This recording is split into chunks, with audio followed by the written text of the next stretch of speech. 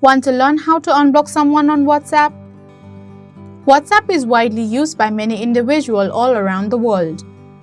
There may be unknown connection bothering you at times or just people from whom you need a break.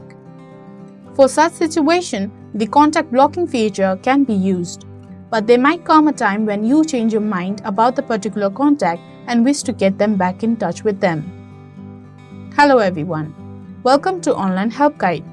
Today in this video, I'm going to show you how to unblock someone on WhatsApp.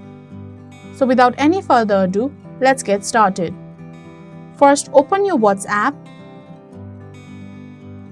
Now select the contact you wish to unblock. There you will see 3 vertical dots, tap on it.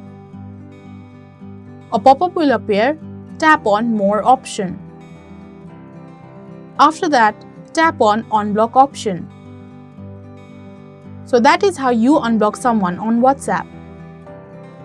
Thank you for watching Online Help Guide. Hope this video was helpful. If it was, then hit the like button and comment down if you have any questions or feedback. Also, if you are new to our channel, subscribe and hit the bell icon so that you don't miss our upcoming videos.